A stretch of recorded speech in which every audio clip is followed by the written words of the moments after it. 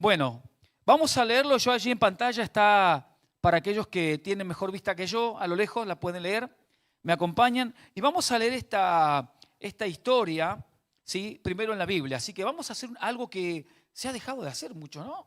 Que es leer, ¿no es cierto? Porque cuesta. Pero vamos a leer. Esta historia se titula Elías y la viuda de Sarepta y yo quiero que usted me acompañe. Desde el versículo 8. Dice así: vino luego a él palabra de Jehová, está hablando del profeta Elías, diciendo: levántate, vete a Sarepta de Sidón y mora allí. He aquí yo he dado orden allí a una mujer viuda que te sustente. Entonces él se levantó y se fue a Sarepta. Y cuando llegó a la puerta de la ciudad, he aquí una mujer viuda que estaba allí recogiendo leña, y él la llamó y le dijo: te ruego que me traigas un poco de agua en un vaso para que beba. Y yendo ella para traérsela, él la volvió a llamar y le dijo: te ruego que me traigas también un bocado de pan en tu mano. Versículo 12, Primera de Reyes 17, vamos por el 12. Y ella respondió: vive Jehová tu Dios, que no tengo pan cocido, solamente un puñado de harina tengo en la tinaja y un poco de aceite en una vasija. Y ahora recogía 2 leños para entrar y prepararlo para mí y para mi hijo, para que lo comamos y nos dejemos morir. Elías le dijo: no tengas temor, ve, haz como has dicho, pero hazme a mí primero de ello una pequeña torta cocida debajo de la ceniza y tráemela. Y después harás para ti y para tu hijo. Versículo 14. Porque Jehová, Dios de Israel, ha dicho así: la harina de la tinaja no escaseará, ni el aceite de la vasija disminuirá, hasta el día en que Jehová haga llover sobre la faz de la tierra. Entonces ella se fue e hizo como dijo Elías, y comió él, ella y su casa muchos días. Y la harina de la tinaja no escaseó, ni el aceite de la vasija menguó, conforme a la palabra que Jehová había dicho por Elías. Después de estas cosas, aconteció que cayó enfermo el hijo de la ama de la casa, y la enfermedad fue tan grave que no quedó en él aliento. Versículo 18, y ella dijo a Elías: ¿qué tengo yo contigo, varón de Dios? ¿Has venido a mí para traer a memoria mis iniquidades y para hacer morir a mi hijo? Él le dijo: dame acá tu hijo. Entonces él lo tomó en su regazo, lo llevó al aposento donde él estaba y lo puso sobre su cama. Y clamando a Jehová dijo: Jehová Dios mío, aún a la viuda en cuya casa estoy hospedado has afligido, haciéndole morir su hijo. Y se tendió sobre el niño 3 veces y clamó a Jehová y dijo: Jehová Dios mío, te ruego que hagas volver el alma de este niño a él. Y Jehová oyó la voz de Elías, y el alma del niño volvió a él y revivió. Tomando luego Elías al niño, lo trajo del aposento a la casa y lo dio a su madre y le dijo: Elías, mira, tu hijo vive. Entonces la mujer dijo a Elías: ahora conozco que tú eres varón de Dios y que la palabra de Jehová es verdad en tu boca. ¿Cuántos me dicen amén? Bueno, si no conocía esta historia, ahora la conoce. Una historia de milagros extraordinarios, de un Dios extraordinario y que es el mismo Dios que estuvimos adorando hace instantes. Esta historia tiene como protagonista a Elías, a la viuda de Sarepta. Y Elías era un siervo, un profeta, un hombre que llevaba la palabra de Dios. Pero ¿hay alguien que se llama Elías acá? No. Elías tiene un significado. Por eso son importantes los nombres. Significa: el Señor es mi Dios. Y este nombre realmente reflejó su vida y el ministerio que ejercía este profeta. Él era de Tisbe, dice la Biblia, en Galat, una región al norte de Transjordania. Y hay algo característico que muestra que él siempre servía a Dios. En cada capítulo que podemos ver, la expresión de él siempre dice, vive Jehová Dios al cual yo sirvo, o a cual delante de quien estoy, significa una expresión que él comunicaba una actitud de servicio frente a Dios, una vocación. Y le digo esto porque nuestro pastor estuvo hablando de vocación. Si bien las circunstancias que él estaba viviendo no eran las mejores, y ya vamos a ver por qué, porque vamos a seguir desarrollando esta historia, si bien no las mejores, y muchas veces no eran agradables para este profeta, Elías tenía bien en claro quién era Dios, quién era su padre y a quién servía. Esta historia dice que Elías fue enviado a un lugar en vez donde había reyes y sacerdotes, pero que estos reyes, como el rey Acab, dice la Biblia que hacían lo malo ante los ojos de Jehová. Y Elías era un profeta que obró independientemente de ellos en obediencia a Dios. Él dependía, escuchaba y obedecía a Dios, a pesar de las circunstancias. ¿Y a dónde fue enviado? No fue a cualquier lugar. Dice que Dios lo envía a Sarepta de Sidón. Era un pueblo fenicio costero. Estaba localizado entre Tiro y Sidón. Era un territorio gobernado por el padre de Jezabel. Se llamaba Ed-Baal. Pueblo pagano, extranjero, idólatra de dioses. Todo lo que contrario a las leyes que establecía Dios. Y sin embargo, Elías tuvo que realizar su ministerio en un ambiente donde predominaba el culto a Baal. Pero sin embargo, dice la Biblia en esta historia que allí Dios lo envía para él ser sostenido en tiempos de dificultad y en tiempos de extrema pobreza. ¿Por quién? Por una viuda. Algo extraordinario. ¿Sí? Pero antes de seguir contando esta historia, desarrollándola, yo quiero hacer un contexto antes de que Elías saliera y fuera a la casa de esta viuda como Dios lo envía. ¿Por qué había tanta pobreza y tanta sequía? Porque los reyes como Acab eran reyes que estaban haciendo lo contrario, hacían lo malo ante los ojos de Dios, dice la Biblia. Y vino un juicio, los profetas traían palabra y en aquel tiempo traían palabra de juicio, palabra de parte de Dios. Y cuando se presenta delante del rey, le dice, vive Jehová tu Dios, en cuya presencia estoy, que no va a llover durante años. ¿Y qué provoca eso en el rey Acab? Que el rey Acab lo empieza a perseguir porque esto lo que produce es una gran sequía, una gran hambruna. Y entonces Elías tiene que correr a esconderse. Dios le dice, ve y escóndete. ¿Y lo envía a dónde?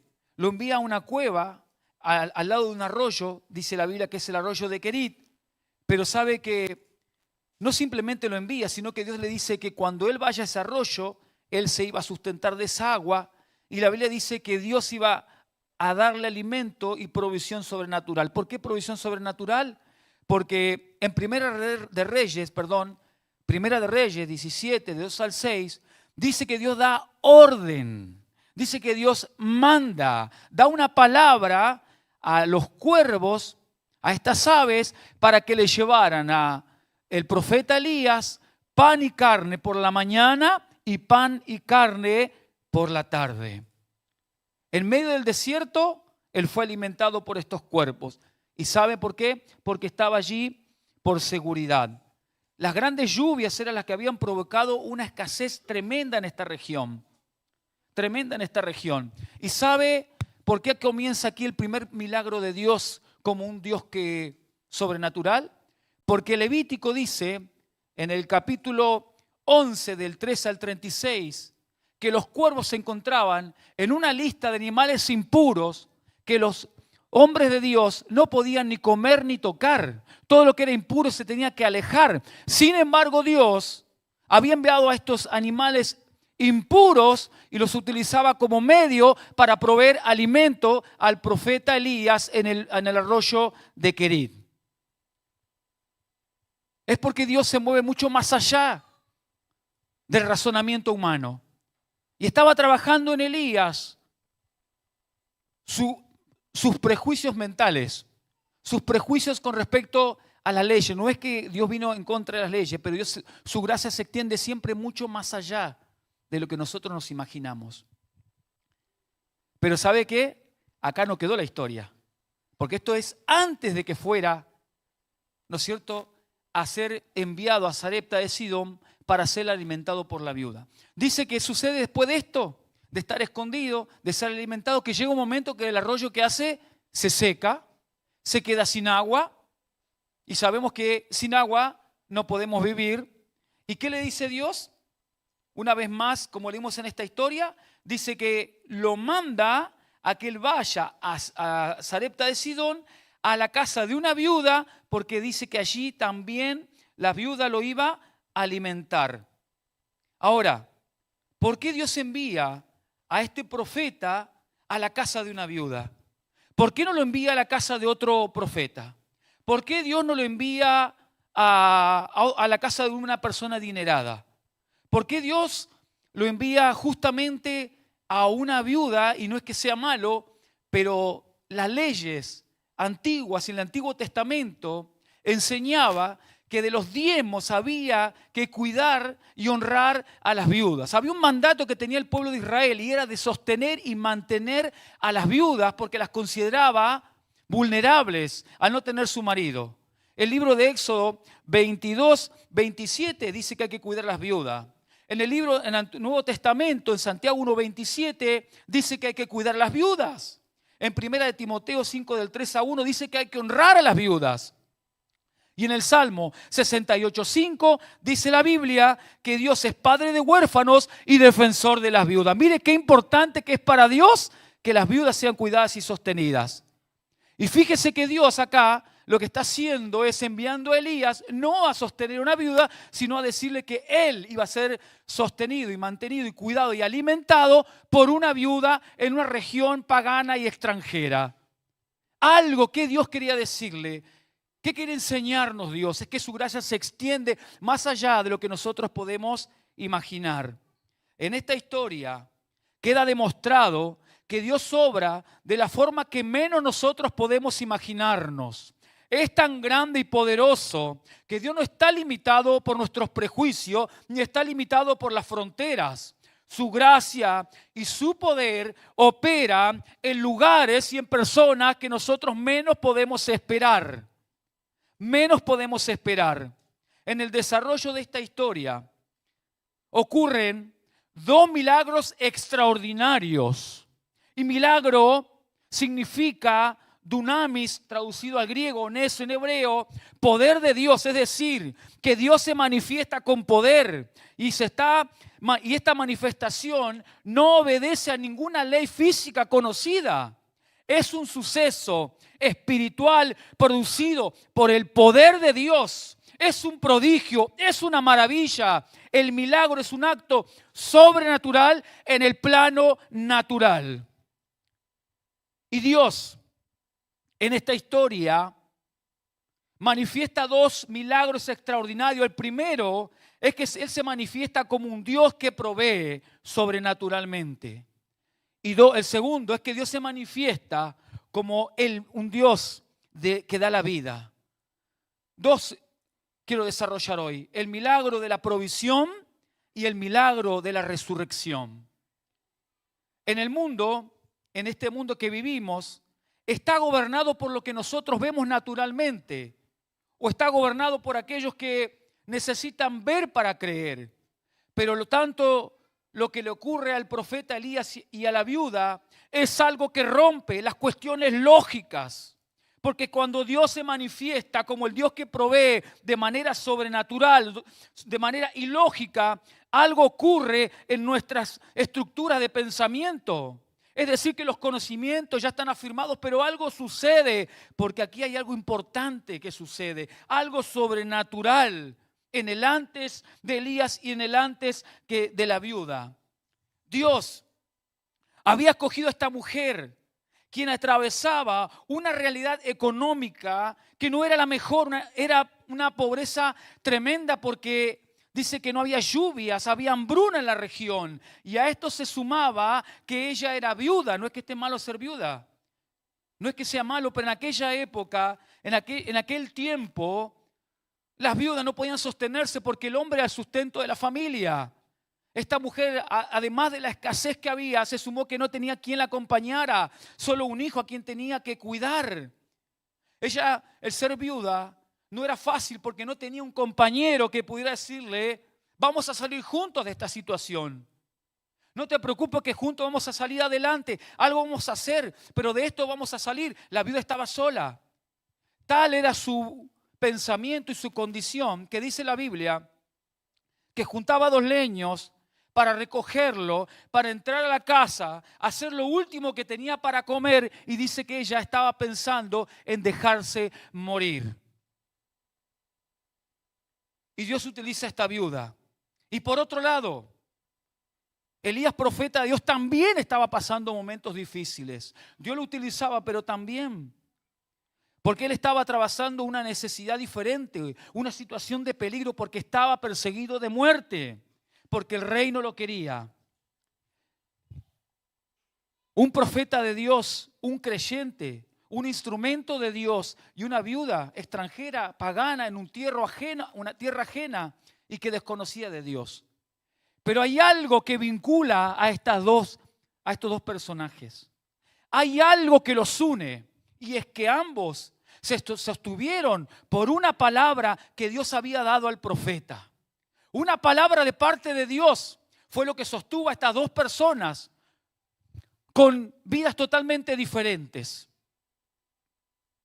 Palabra que Dios le había dado a este profeta y que él luego transmite a la viuda. Y es que antes de ir a Sarepta, antes de ir hasta la casa de la viuda, cuando a Elías le faltaba el agua, la Biblia dice que vino palabra del Señor, vino palabra de Dios al profeta Elías y le dijo, levántate y anda y ve a la casa de esta viuda porque yo he dado orden. Es la segunda vez que dice. La primera lo hizo con los cuervos y ahora dice porque yo he dado orden. De Primera de Reyes 17:8 en adelante. Él había designado, él había dado una palabra, él había ordenado que esta viuda lo alimentara sin que la viuda supiera las cosas de Dios. Es que Dios es soberano sobre todas las cosas. Cuando Dios da una palabra, queridos hermanos, cuando Dios da una palabra, la palabra se cumple. Es lo que nos va a sostener. Los dos fueron sostenidos por esta palabra. El profeta Elías fue sostenido por esta palabra. Sabe que la palabra de Dios siempre se cumple, por eso es que sostiene, porque es una palabra que viene de parte de Dios. Cuando Dios da una palabra no se puede revocar. Cuando Dios da una bendición, esa bendición no se puede revocar. El rey que quiso maldecir al pueblo de Israel y lo llamó al profeta Balaam para que vaya. El profeta cuando quería abrir su boca no podía maldecir al pueblo de Israel. Números 23 del 20 a 22 él dice, aquí está escrito y dice, he aquí he recibido orden de bendecir. Dios dio bendición y no podré revocarla. Es que cuando Dios da una orden, cuando Dios designa, Dios da una palabra, esa palabra se tiene que cumplir. Dios es Dios de detalles. Dios no se olvidó de Elías. Él es Dios y sobre todo es perfecto. Y el concepto de perfecto quizás a nosotros nos suena imposible, nos parece imposible, pero Él es nuestro Padre amado, un Padre proveedor. Entonces dice que en ese momento cuando recibe esa palabra que dice, levántate y ve, en el versículo 10 dice que Elías, ¿qué hace? Se levantó y se fue a Sarepta de Sidón. Pero volvamos a lo que queremos atesorar. El profeta recibió y se sostuvo en una palabra que Dios le había dado. Se sostuvo en las palabras de verdad de Dios, porque Dios no miente. Él dijo, Dios proveerá y así lo hará. Y esa es la confianza que tenemos que tener cuando venimos a un Dios sobrenatural. Pero no solamente es eso, no solamente le dio esta palabra, sino que le dio la estrategia. Le mostró hacia dónde tenía que dirigirse. Dios lo guió hacia dónde tenía que ir. Pero algo hizo Elías. Y lo que hizo en el desierto fue escuchar la voz de Dios. Estaba solo, pero allí escuchó la voz de Dios. Y no es que Dios hable solamente en los desiertos. Dios siempre quiere hablar a nuestra vida. Pero en ocasiones el ruido, el tumulto, muchas veces el ruido que hay en el ambiente en nuestra vida no permite escuchar la voz de Dios, porque Dios nunca deja de hablar. Dios habla continuamente a nuestras vidas. El desierto tipifica En la Biblia, los problemas, los conflictos y las dificultades y las adversidades que nosotros vivimos aquí en la tierra. Pero allí, en medio de los conflictos, como Dios habló al profeta Elías, así también Él habla en nuestras vidas cuando nosotros disponemos nuestro corazón para escuchar a Dios. Porque Él sigue estando. Los problemas, las situaciones, muchas veces no nos dejan pensar en Dios, pero Dios es soberano y Él tiene el control de todas las cosas. Dios siempre tiene el control. Nosotros en medio del desierto, y escúchenme bien, tenemos que aprender a escuchar a Dios. Pero no solamente Él recibió una palabra de parte de Dios. La viuda también recibió una palabra y fue el profeta quien le transmitió estas verdades de Dios. Cuando la viuda le dijo, estaba buscando 2 leños para entrar y cocinar lo último que tengo con mi hijo y dejarme morir, el profeta le dijo, no temas, no tengas temor, porque así ha dicho el Señor, el Dios de Israel. La harina de la tinaja no se acabará y el aceite de la botella no escaseará. Y Dios cumple su palabra. Se lo voy a leer en Reina Valera. En el versículo 14 dice, porque Jehová Dios de Israel ha dicho así, la harina de la tinaja no escaseará, ni el aceite de la vasija disminuirá hasta el día en que Jehová haga llover sobre la faz de la tierra. Ambos tuvieron que recibir una palabra de parte de Dios para sostenerse en situaciones diferentes. Uno era creyente, si lo queremos decir ahora, y el otro era un incrédulo. Pero sin embargo, los dos necesitaron de la palabra para sostener sus vidas en esta tierra. Todos necesitamos recibir la palabra de Dios para poder caminar ante todas las adversidades, porque más allá del alimento físico, más allá de la provisión de Dios del alimento y los recursos materiales, Dios es el único que puede proveer el alimento espiritual, que es su palabra que nos va a sostener en toda circunstancia que nosotros podamos transitar en esta tierra.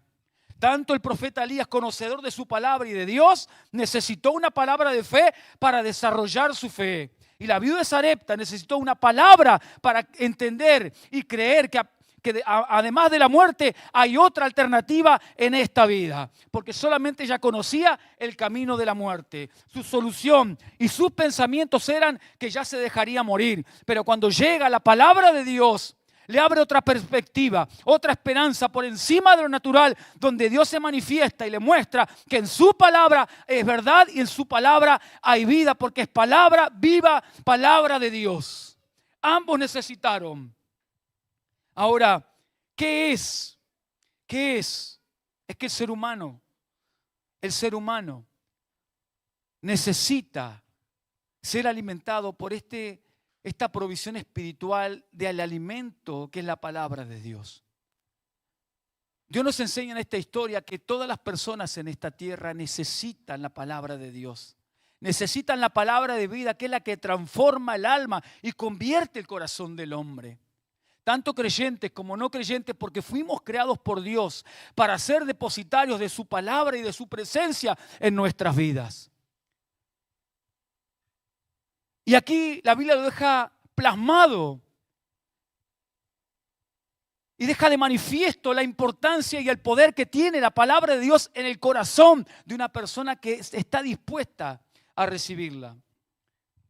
Y yo me preguntaba, ¿qué mueve a Dios para manifestarse de esta manera? ¿Qué es lo que mueve a Dios a hacer un milagro sobrenatural? ¿Qué es lo que mueve a Dios en su corazón para mostrar el poder que Él tiene sobre todo lo que existe? ¿Qué movió a Dios? Hay una sola cosa que mueve a Dios a hacer esto. Hay una sola cosa que sucede para que el poder de Dios se mueva de manera sobrenatural.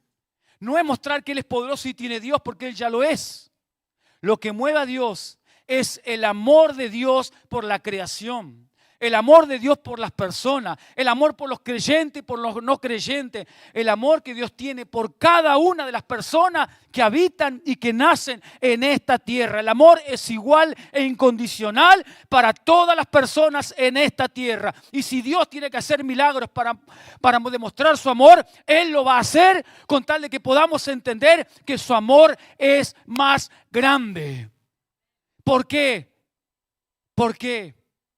Porque lo que salva a las personas es el amor de Dios. Porque por el amor de Dios las personas llegan a encontrarse con Dios. Porque por el amor de Dios encuentran la salvación y la vida eterna que Dios ha dispuesto para nosotros como humanidad. Es el amor de Dios lo que mueve.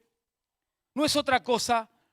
Cuando algo se da o una acción se hace por compromiso, ¿sí? Es simplemente muchas veces algo para darme una propia satisfacción. Pero cuando yo lo hago en el amor de Dios, la otra persona es transformada porque es tocada por el único amor que puede cambiar y sanar el corazón de las personas. Y es por eso que Dios fue mucho más allá. La Biblia dice que ellos no podían tener vínculos con pueblos paganos o extranjeros, pero ¿qué hacía el profeta en tierra pagana, extranjera, idólatra, pecadores, diríamos, ¿no? ¿Qué hace ahí? Es que la gracia de Dios va mucho más allá y su amor es incalculable, que Él quiere alcanzar aún a aquellos que están perdidos. Y lo hizo a través de este milagro para demostrar cuánto ama a su creación.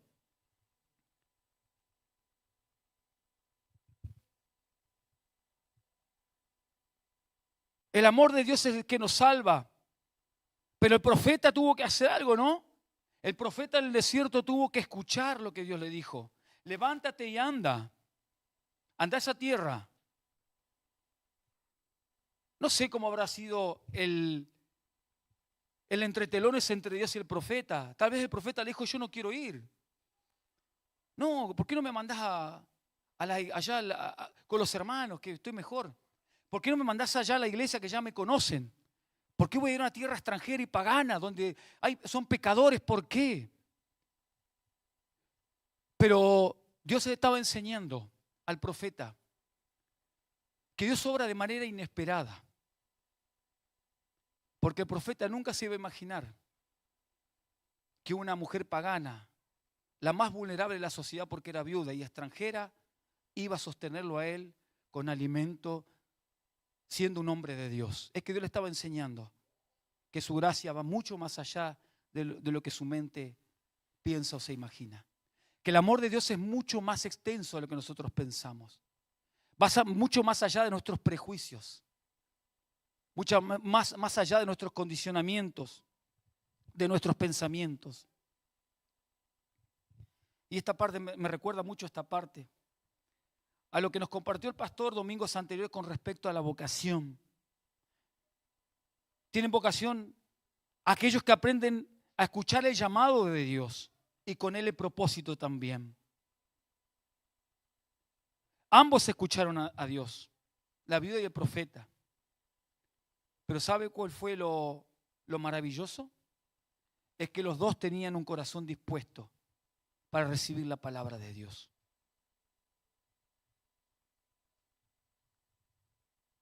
Escuché por ahí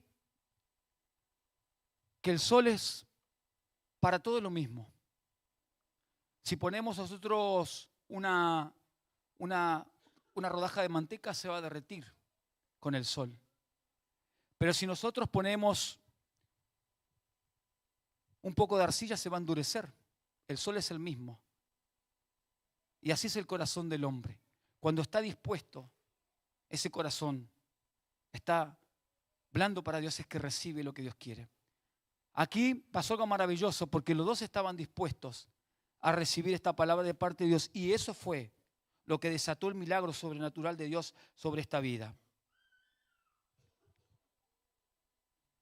El profeta escuchó a Dios y se aferró con todos sus prejuicios de lado, sin saber lo que iba a provocar, sin saber el impacto de amor que iba a lograr en la viuda. la cual pudo conocer en este acto de amor sobrenatural al único Dios verdadero. Al único Dios verdadero. ¿Y por qué es importante conocer al Dios verdadero? ¿Por qué es importante entre tantos dioses conocer al único Dios verdadero? Porque el único Dios verdadero es el único que puede darnos la vida eterna. Es el único que vamos a encontrar la salvación y la vida eterna. En el libro de Juan, capítulo 17, versículo 3, la Biblia dice, y esta es la vida eterna, que te conozcan a ti, al único Dios verdadero y a Jesucristo a quien has enviado. Y este acto de amor de parte de Dios, en donde proveyó sobrenaturalmente a la viuda a través de una palabra del profeta, es que ella conoce al único Dios verdadero. Pero hay algo mucho mayor. Yo le hablé de 2 milagros extraordinarios, pero más allá de la provisión que Dios le da de alimento a esta viuda, el mayor milagro es que esta viuda recibió la palabra de Dios y tuvo fe en este Dios y tuvo conocimiento y conoció al Dios verdadero. Dios siempre cumple su propósito, porque el propósito de Él siempre es que las personas lleguen al conocimiento de Dios y de la vida eterna y la salvación. El profeta, tanto como la mujer, tuvieron que hacer algo. Y usted me dice, ya lo sabemos, tuvieron que creer. ¿Cuántos creen en Dios?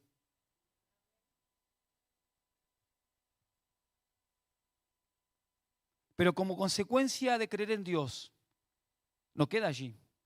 Tenemos que actuar. Porque la Biblia en Santiago capítulo 2 versículo 17 dice la Biblia que la fe sin obras está muerta. La fe no es estanca, la fe es acción, es creerle a Dios, pero accionar también. Y el profeta creyó lo que Dios le dijo, se levantó, accionó y fue hacia la casa de la viuda. Hermanos, la verdadera fe no solo es creer intelectualmente, sino que se demuestra a través de acciones concretas de amor y obediencia a Dios, transformando la vida de los creyentes. No fue fácil, porque Elías debió salir de una cueva, confiando en Dios hacia una tierra pagana, a ir a Sarepta, a que la viuda lo sustente. Pero para la viuda tampoco fue fácil, porque ella también tuvo que accionar su fe. Ella tuvo que salir de esos pensamientos de muerte que estaban embargando su vida y estaban atormentando su mente. Esta mujer, como ya lo dije, solo esperaba y veía como una última alternativa y única la muerte. Pero esta mujer creyó en la palabra que Dios le dio. Porque Dios se mostró al profeta y se reveló a la viuda como el Dios que provee. En tiempos de crisis, queridos hermanos, Dios usa personas y usa medios que nosotros menos esperamos para enseñarnos a caminar en fe y depender de Dios. En cada situación Dios fortalece nuestro carácter y en cada situación lo hace para prepararnos para lo que viene. Hay desafíos mayores que necesitan formar nuestro carácter para poder afrontarlos. Muchas veces, si queremos entender a Dios, no lo vamos a lograr, porque nos vamos a encontrar con un Dios que responde desde lo inimaginable y de lo ilógico. Ambos, el profeta y la viuda, obedecieron a Dios, siguieron y actuaron por fe, sin entender lo que Dios le pedía. Porque Dios suplió todo lo necesario. Y así también Dios suplirá para el alimento. Dios va a suplir en nuestra vida para el entendimiento. Dios suplirá para cada área desierta o necesidad que haya en nosotros. Filipenses 4:19 dice la Biblia, mi Dios pues suplirá todo lo que os falte, conforme a sus riquezas en gloria en Cristo Jesús. Pero ¿cuánto estamos creyendo que tenemos un Dios que provee sobrenaturalmente sobre nuestras vidas. ¿Cuántos realmente me pueden decir yo creo en que Dios es un Dios sobrenatural que provee no solamente alimento físico, alimento para el cuerpo, sino alimento espiritual? Palabra que me va a sostener en medio de mis desiertos. ¿Cuántos me pueden decir amén?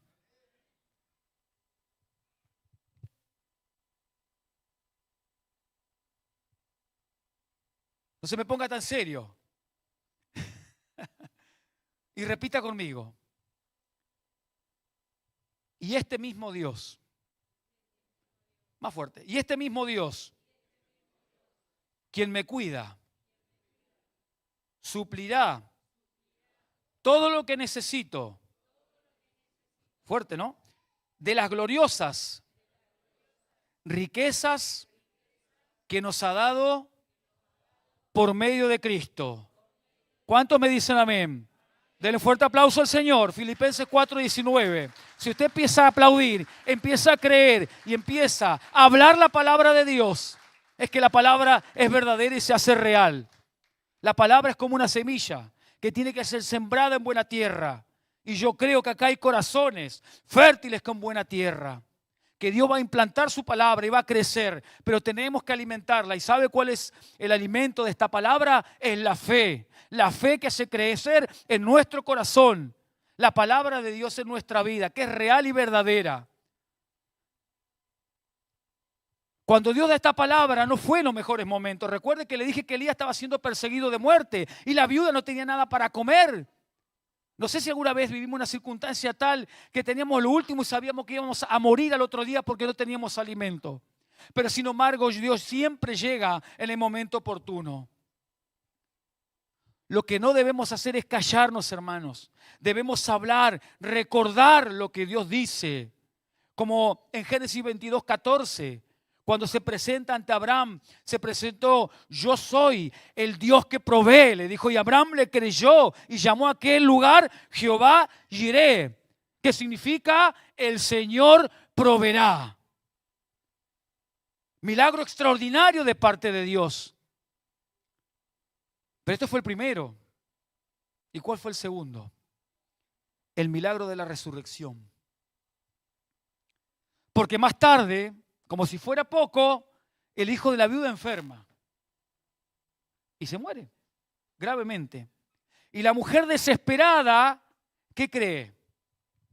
Ella cree que Dios ha enviado al profeta para recordarle por sus pecados y que la muerte de su hijo era una consecuencia por los pecados que ella había cometido. Primera de Reyes 17:18 dice: y ella le dijo a Elías: ¿qué tengo yo contigo, varón de Dios? Has venido a mí para traer a memoria mis iniquidades y para hacerme morir a mi hijo.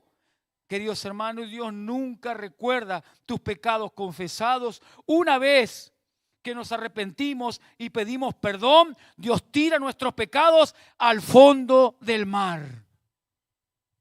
Miqueas capítulo 7, versículo 19 dice: Él volverá a tener misericordia de nosotros, sepultará nuestras iniquidades y echará en lo profundo del mar nuestros pecados. Dios le estaba enseñando a esta mujer que Dios no trae al recuerdo las cosas pasadas o las cosas antiguas. Que Dios, cuando nosotros nos arrepentimos y le pedimos perdón, Él dice que olvida. Somos nosotros los que muchas veces queremos ir a la orilla de la ría, ¿no es cierto?, con la caña de pescar, y queremos traer aquellos recuerdos, fallas, pecados que hemos cometido y cargamos con ellos cuando Dios y cuando Jesús en la cruz con su sangre que derramó nos dio el perdón.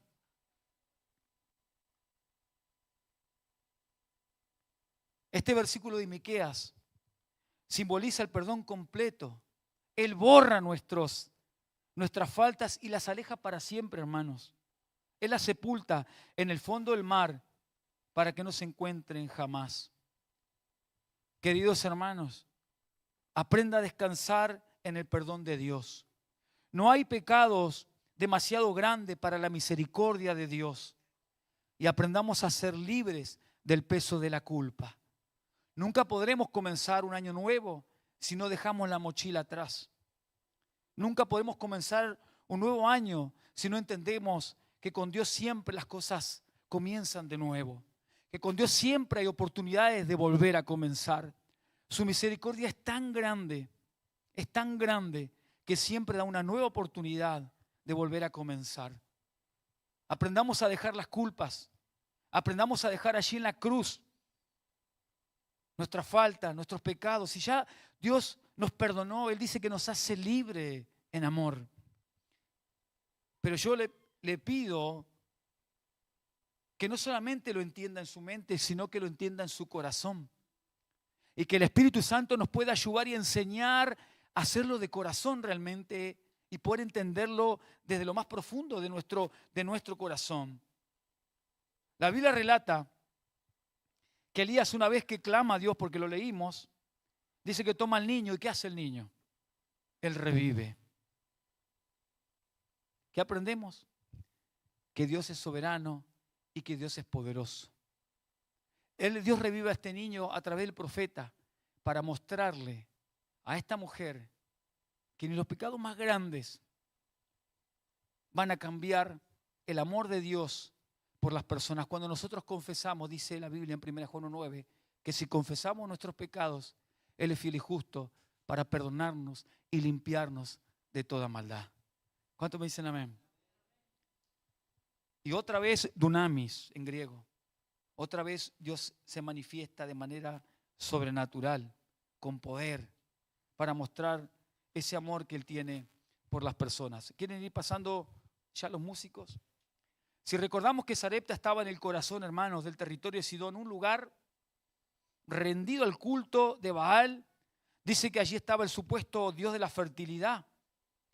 Pero al enviar Dios al profeta a esta tierra, demostró que tiene poder aún en territorio enemigo. Para Dios no hay imposible. Para Dios no hay vida difícil. Dios tiene poder para restaurar las vidas. Dios tiene poder para restaurar tu vida y mi vida. Pero nosotros tenemos que hacer algo voluntariamente, entregarle nuestra vida completamente a Dios, como hicieron estas dos personas, como el profeta y como la viuda. Entregaron su vida a Dios por completo en fe. Quitemos los ídolos que se han levantado en nuestra vida. Quitemos la incredulidad. Quitemos el considerar que Dios actúa de una sola forma, espiritualmente hablando. Dios se presenta frente a personas que están muertas espirituales, pero el Espíritu Santo trae vida, porque Él convence de pecado, Él convence de justicia, de juicio, y obra en cada uno trayendo vida. Pero tomemos una decisión, levantemos nuestras voces a Dios, seamos como esta viuda y este profeta que elevaron su voz al único Dios verdadero y entreguemos aquello que ha estado muerto, que nuestra fe se reenfoque en este 2026, en Él que todo lo puede, que todo lo puede. El poder de Dios se sigue manifestando, sigue siendo el mismo. Él tiene poder sobre la enfermedad, Él tiene poder sobre los demonios, Él tiene poder sobre la naturaleza, Él tiene poder sobre la muerte. ¿Cuántos me dicen amén? Y denle un fuerte aplauso al Señor. Dios sigue obrando con poder porque nos ama. Sus acciones son redentoras, poderosas, porque tiene el fin de cambiar nuestra vida según su voluntad. Son huellas de la presencia, sabiduría y el amor y la misericordia de Dios. Somos hijos de un Dios poderoso, grande en amor, lento para la ira y grande en misericordia. Un Dios sobrenatural, un Dios que hace lo imposible para demostrarnos y otra vez que lo que motiva a Dios es el amor por su creación, y se vale del mundo sobrenatural y su poder para mostrar que Él no está limitado, que su gracia se extiende hacia afuera de las puertas de la iglesia. Lo hace con sus hijos, lo hace con las personas afuera que tienen fe en Dios. No puedo entender, no puedo comprender en la totalidad cómo Dios obra, pero solo sé que Dios nos muestra una y otra vez que Él sigue siendo Dios, y cuando hay un corazón que clama, un un corazón necesitado, un corazón dispuesto, es que Dios acude a ese corazón y Dios transforma, obra de manera sobrenatural. Yo quiero que usted hoy, antes de terminar, pueda ponerse de pie aquellos que deseen y puedan, y usted cante, porque Dios ha sido fiel en este 2025, pero Dios seguirá siendo fiel porque Dios no cambia. Yo quiero que usted nos acompañe a cantar esta canción.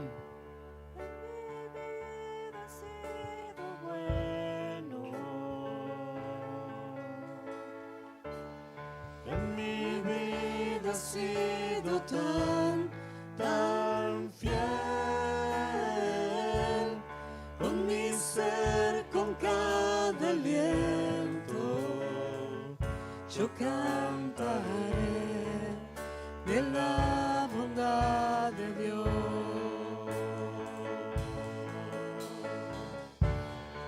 En mi vida ha sido bueno, en mi vida ha sido tan fiel, con mi ser, con cada aliento, yo cantaré de la bondad de Dios. En ocasiones no podemos entender lo que Dios nos pide, pero siempre que estamos dispuestos a hacer su voluntad, seremos bendecidos y seremos de bendición a otros. Desarrollar nuestra fe es la capacidad de confiar en Dios aun cuando todo parece estar en contra. Es la capacidad de aferrarte a Dios en oración y de apoyarse en sus promesas, que el amor de Dios es sobre todas las cosas. Es la capacidad de expresar lo que nosotros estamos creyendo. Deja el pasado atrás. No podremos olvidar tal vez los errores, los fracasos ni las heridas que hemos vivido. Están en nuestra memoria, no las podemos borrar, pero de algo estoy seguro, que no podemos quedarnos en ese pasado. Miramos el futuro y el presente, porque Dios está haciendo cosas nuevas. Dios está abriendo caminos nuevos y trayendo vida a lo que estás por venir en este 2026. Dice la Biblia en Isaías 43:18, no se acuerden de las cosas pasadas, ni traigan a la memoria las cosas antiguas. He aquí, yo hago cosa nueva. ¿Cuántos me dicen amén? Dios, te damos gracias en esta noche porque tú has hablado. Gracias porque tu palabra nos recuerda, Señor, que tú eres un Dios extraordinario, que tú sigues siendo el mismo Dios, que tiene el poder para revertir, para cambiar las situaciones. Pero el mayor milagro en nuestra vida es tenerte a nuestro lado. El mayor milagro, Señor, es haberte encontrado. El mayor milagro es ser compañero de batalla, es saber que en medio de la adversidad tú tienes el control, tu mirada está sobre toda la tierra. Gracias, Señor, porque hemos aprendido que en el desierto tú nos hablas, que en el desierto tú das palabra. Hemos aprendido que tú eres el proveedor sobrenatural. Cuando la mente no puede entender, es que tú actúas, Señor. Y te doy gracias. Gracias porque somos un pueblo que está creyendo en tu palabra, que están creyendo en las promesas que tú has hablado. Y hoy, Señor, queremos orar porque queremos caminar un 2026 llenos de fe, creyendo en tu palabra, Señor, y sosteniendo nuestra vida sobre aquella palabra que has entregado a esta casa. Amado Dios, te damos muchas gracias y te damos, Señor, toda la gloria y toda la honra solo a ti, Señor. En esta noche, si hay alguien que quiere entregarle su vida a Dios, si hay alguien que quiere entregarle su vida a Cristo en esta noche, yo quiero decirle que la salvación, la vida eterna, solo es por medio de Jesucristo, como dice su palabra. Si en esta noche hay alguien que quiere entregarle su vida a Cristo, yo quiero que usted haga esta oración por fe, de lo que estamos hablando. Usted abre y dígale a Dios, y repita conmigo lo siguiente, esta oración, dígale a Dios, te doy gracias. Gracias, Dios, porque puedo comprender que tú existes. Te pido perdón por mis pecados y mis errores. Y en esta noche, amado Dios, quiero entregarte mi vida. Creo que Jesús murió en la cruz y resucitó al tercer día con poder. Y dígale con toda su fuerza, Señor Jesús, yo te recibo en mi corazón como mi Señor y como mi Salvador. Y te doy gracias porque ahora yo sé porque mi nombre está escrito en el libro de la vida. Amén y amén. ¿Cuántos me dicen amén? Dele un fuerte aplauso al Señor, porque la gloria es para Él.